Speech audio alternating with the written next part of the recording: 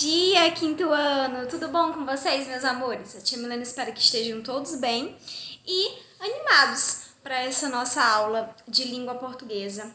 E como vocês podem ver, hoje a gente vai trabalhar ortografia. A gente já trabalhou compreensão, interpretação de um poema, a gente já trabalhou também um pouquinho sobre a questão do sentido figurado, do sentido real, né? Agora a gente vai trabalhar a ortografia, que é nada mais, nada menos do que escrever corretamente. E para a gente escrever corretamente, a gente também precisa saber pontuar um texto corretamente. E a tia Milena tem uma pergunta para fazer para vocês. Vocês conhecem todos os sinais de pontuação? Vocês sabem a função, a finalidade, o objetivo? Vocês sabem para que serve cada um desses sinais de pontuação? A tia vai explicar agora a função de cada um deles. E depois a gente já vai direto para as atividades, tá certo? Quem tiver também mais dúvidas, mesmo depois dessa aula, eu vou dizer para vocês, vou dizer não, né? Vou deixar aqui avisado nessa videoaula que mesmo assim, se ainda persistirem dúvidas, eu tenho um outro vídeo aqui no canal falando sobre produção textual e eu deixei exclusivamente um dia para falar sobre pontuação, nessa aula que eu dei ano passado. Então, mesmo se continuarem as dúvidas, mesmo depois dessa aula, me avisem que tem uma outra aula para vocês, tá bom? E aí eu vou dar um pouquinho de zoom aqui, porque talvez vocês não vão conseguir ver direitinho. E a gente vai começar pelo ponto de interrogação, tá? O ponto de interrogação, ele é usado quando eu estou fazendo uma pergunta, quando eu tenho uma dúvida, quando eu estou fazendo um questionamento a alguém, né? Esse daqui é um dos pontos uma das pontuações mais fáceis de a gente saber a função e acredito que seja uma das primeiras que vocês aprendem a utilizar. A gente está fazendo uma pergunta, a gente tem que colocar ele. Se a gente não colocar o sinal de interrogação, vai ficar parecendo que a gente não está perguntando, a gente está afirmando sobre aquela frase. E aí, a gente tem um sinalzinho muito parecido com o de interrogação, que é o de exclamação, né? Que a gente usa quando a gente mostra algum sentimento, alguma sensação, seja boa ou ruim.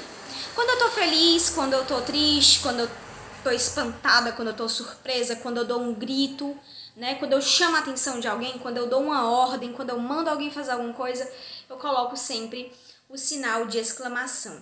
É como se ele servisse para dar mais força, né? Para aquele sentimento realmente ficar claro ali pro leitor que não tá ouvindo, porque a leitura é algo que a gente realmente não ouve, a não ser quando a gente está lendo e aí tem a vozinha na nossa cabeça. Então é por isso que existem os sinais de pontuação, para a gente saber como vai ouvir aqui na nossa cabeça e para a gente ouvir direitinho, né? Quando uma frase realmente traz algum sentimento. Tia, o sinal de exclamação e o sinal de interrogação, eles têm funções completamente diferentes. Eu posso, por acaso, em algum momento, eu posso juntar esses dois? Sim, você pode. E aí eles vão expressar outros tipos de sentimento.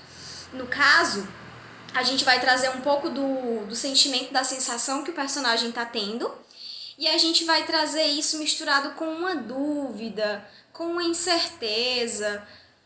E aí, normalmente, a gente vai ter um sentimento de susto, de espanto, aquela sensação, meu Deus, eu não acredito que isso está acontecendo, né? Então, quando a gente junta o ponto de interrogação com o de exclamação, a gente vai ter esse sentimento. Você chega em casa, por exemplo, você acabou de vir de um passeio no sábado à tarde. Você chega em casa e se depara com a sua mãe lhe dando a notícia que amanhã, num domingo, vai ter aula. Aí você olha pra ela, o quê? Hã? Como assim? Então, numa frase como essa, se fosse escrita, você poderia colocar o ponto de exclamação do ladinho da interrogação. Porque você tá com uma dúvida, uma incerteza e ao mesmo tempo você levou um susto, né? Tá espantada com essa notícia que te surpreendeu, que te deixou surpreso, tá bom? Então, vocês também vão poder juntar esses dois sinais. E fiquem atentos nessa minha dica, viu? porque tem sinal de exclamação e interrogação juntinho lá na atividade. Então, quem prestou atenção nessa minha explicação agora vai saber responder lá a perguntinha. A gente tem, coloquei o dedo aqui na câmera, a gente tem o ponto final, né, que a gente também usa ponto final, inclusive com um sentido figurado, não apenas de falar dele enquanto pontuação, mas dizer que algo acabou. Chega, e ponto final, não quero mais falar com você. Ou seja, o ponto final é exatamente para isso, é para encerrar, é para terminar, para finalizar, seja uma frase, um pensamento, né, um texto, enfim, ele serve para finalizar. Ao contrário da vírgula, né, que a gente pode pensar que a vírgula aí é uma espécie de ponto final com uma continuaçãozinha para baixo, né, tem essa enroladinha para baixo, ou seja, exatamente, ela não serve para finalizar, ela serve apenas para dar uma pausa. Ainda não acabou, mas a gente precisa colocar ela aqui para a frase ter sentido, né? E aí em anos seguintes vocês vão ver que a vírgula ela é muito importante, inclusive, para a frase ter um sentido. Às vezes sem vírgula você passa uma mensagem completamente errada do que você quer dizer, tá certo? Então ela serve realmente para dar uma pausa e para separar frases, para que não ocorra o duplo sentido, para que a frase não saia com um significado diferente do que ela realmente pretende, tá? Os dois pontos, eles são colocados quando eu estou falando de um assunto, e aí eu vou dar exemplo disso logo em seguida, eu vou explicar melhor sobre isso em seguida, ou quando eu vou anunciar que um personagem vai falar e em seguida vem a fala dele, tá certo? Então realmente é para te indicar que eu vou explicar melhor, falar melhor, fazer uma lista de algo que eu falei antes dos dois pontos. Tia Milena, como assim? Eu tenho a seguinte frase: Lucas, eu quero que você, por favor, anote aí uma lista. Isso aqui que eu tô falando é como se tivesse escrito no papel. Lucas, eu quero que você faça uma lista aí de algumas frutas para você comprar. Anote elas para mim. 2 pontos. E aí, em seguida, vai ter a lista de coisas que essa pessoa tá pedindo pro Lucas comprar. Isso, óbvio, né? A gente falando, a gente não vê os sinais de pontuação. Mais uma vez, os sinais de pontuação é exatamente pra gente compreender como seria isso na fala. E aí, em seguida, vai ter a lista. Ao mesmo tempo, também pode ter a fala do narrador, o narrador contando a história. E aí, logo em seguida, vai vir um personagem falar. Antes desse personagem falar, com o travessão, eu tenho que ter os 2 pontos, tá? 2 pontos e aí o travessão, que é também um sinal de pontuação, que a gente vai já ver, que ele indica a fala de um personagem, tá bom? A gente tem, além dos 2 pontos, que nos indicam que algo vai ser explicado melhor, que algo vai ter mais detalhe, que um personagem vai falar logo em seguida, que eu vou dar uma explicação sobre algo. Eu tenho ponto e vírgula, tá? Que aí ele dá uma pausa maior que a vírgula. Normalmente também o ponto e vírgula pode ser colocado numa lista, tá certo?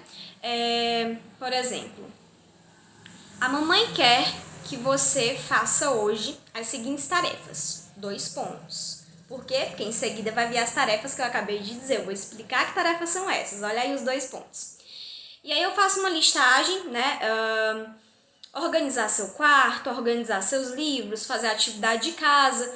Veja, é uma listagem de várias coisas. Eu posso colocar um ponto e vírgula no final de cada uma dessas tarefas. Eu estou dando uma pausa maior entre elas, tá bom? O ponto e vírgula também não serve para finalizar, assim como a vírgula para dar uma pausa, porém maior. As reticências também vão servir para dar uma pausa, mas é uma pausa ali com uma espécie de incerteza, algo que não foi terminado, que não foi concluído. Então, às vezes, quando alguém está falando no texto, um personagem ou o próprio narrador, e aí alguém interrompe o pensamento, a fala dele, tem as reticências, tá? Reticências são usadas para interromper. Alguém está pensando vagarosamente, e aí a gente, né, não tem a continuação daquele pensamento, também pode ser colocado. Reticências para indicar que algo ainda não foi finalizado, tá bom? E também dá para pensar, aliás, perdão, para indicar pensamento. O personagem ficou pensando, e aí aquele pensamento é como também se não tivesse finalizado, tá bom? E as reticências vão ter essa função de demonstrar que algo está incompleto, algo não foi finalizado ou que alguém foi interrompido no texto. O travessão, como eu falei, é para indicar diálogo entre os personagens, e eu sempre tenho que botar antes do início desse diálogo os 2 pontos lá para indicar que são os personagens que vão começar a falar e não o narrador. Agora tenho 2 sinais que com certeza vocês usam pouquíssimo, mas vai aparecer na atividade de hoje. Os parênteses, que separam uma determinada explicação sobre algo no texto, tá bom? Tia Milena, mas você falou que os 2 pontos é usado exatamente para fazer uma explicação depois. Isso. Mas aí fica tudo dentro do texto. O parêntese não. Exatamente, a gente também usa o parêntese assim como ponto final. Quando a gente está falando, a gente fala, eu quero dar um ponto final nessa história, eu quero acabar com isso. Quando a gente usa os parênteses quando está conversando com alguém, gente, deixa eu só abrir aqui um parêntese, ou seja, estou interrompendo um pouco da história, um pouco da conversa para falar algo a mais. O parêntese é exatamente isso no texto. Eu dou um parêntese ali, eu dou uma pausa no texto, ou para dar uma explicação melhor sobre algo, ou para realmente chamar atenção para alguma coisa, e aí para não perder a atenção do texto, você vai ver que tirando aquela informação do texto, a frase antes do parêntese e a frase depois do parêntese, se você tirar, elas se unem e ficam sem nenhum problema ali, tá bom? Diferente dos 2 pontos, que se eu tirar realmente perde todo o fio ali, todo o sentido do texto. Então os parênteses realmente é só para acrescentar algo a mais, tá? Para dar uma explicação a mais. E as aspas, elas têm 2 funções. Vocês têm que ter muita atenção para saber qual delas é que está acontecendo ali na história, no texto. Primeiro que elas são usadas para fazer citações. O que é citações, tia? É quando eu falo algo que não foi eu que disse no texto, foi uma outra pessoa, e eu não posso escrever como se fosse eu, porque isso daí é plágio, né? Copiar algo de alguém sem autorização. Então, eu coloco os parênteses quando, por exemplo, eu também não quero botar travessão no meu texto. Eu posso usar as aspas para expressar a fala de personagem, ou quando eu estou no meu texto falando sobre algo, e aí eu trago uma explicação de uma outra pessoa sobre aquele assunto. Só que não fui eu que expliquei dessa forma, foi outra pessoa, então eu tenho que botar as aspas. Só que além disso, as aspas elas também servem para chamar a atenção de uma palavra, especialmente para você ficar atento que aquela palavra não está com o sentido real dela. Normalmente com o sentido figurado. Mas nem todo texto faz isso. Por quê, tia? Porque às vezes pelo contexto ali, pela leitura, você entende que uma mão de vaca, como a gente viu na outra aula, não quer dizer realmente uma mão da vaca. Mas algumas expressões precisam estar entre aspas, e a gente também usa isso no nosso dia a dia, né? A gente fala algo com expressão e a gente quer dizer exatamente o contrário, ou quer dar um outro sentido. E aí a gente faz esse sinal, né? Por exemplo, a Ana não é amiga da Bia. E aí, por acaso, elas estão conversando, uma falando da outra, e aí a Ana tá falando da Bia para uma outra coleguinha dela, né? Sendo que elas não são amigas, brigaram. Aí a Ana fala pra coleguinha dela, pra Carla, por exemplo. Ai, Carla, você sabe, né? Como a Bia é minha amiga. Ou seja, quando ela usa esse sinal de aspas numa conversa, ou quando ela poderia botar essas aspas se eu estivesse fazendo essa história narrada, escrita, é exatamente para dizer que ela não é amiga, ou seja, para expressar o contrário. Ou também eu posso colocar entre aspas, quando eu quero realmente trazer uma palavra que não tem o sentido normal, tá certo? E aí vocês vão também ter uma questãozinha sobre essas. Então fiquem atentos quando aparecer ponto de exclamação junto de ponto de interrogação que eu expliquei lá no final. E vai ter questãozinha também trabalhando parênteses e aspas. A tia Milena espera que vocês tenham compreendido a aula de hoje. Eu tentei não trazer, além dessas explicações das funções e exemplos, para a aula não ficar longa. Mas eu fiz especialmente para ajudar na atividade de hoje, tá bom? E se mesmo assim permanecerem as dúvidas, vocês me avisem que tem uma outra videoaula sobre produção de texto que eu trabalho o uso da pontuação, porque a gente precisa, para escrever correto, pontuar correto, né? É isso, meus amores. Beijão e eu tô aguardando a atividade do APS lá no privado. E aí, meus amores, vocês devem estar se perguntando, Tia, qual é a atividade, né? A tia ia finalizar a aula sem dizer as páginas. Livro APS, meus amores, mais uma vez, para quem tem o livro APS, página 29, 30 e 31, tá? 29, 30 e 31, lá no livro APS de português. Quem não tem, me avisa no privado para eu mandar o PDF.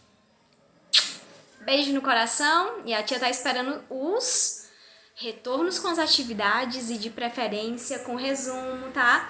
Olha que eu tô dando ponto extra para quem faz resumo das minhas aulas. Beijo!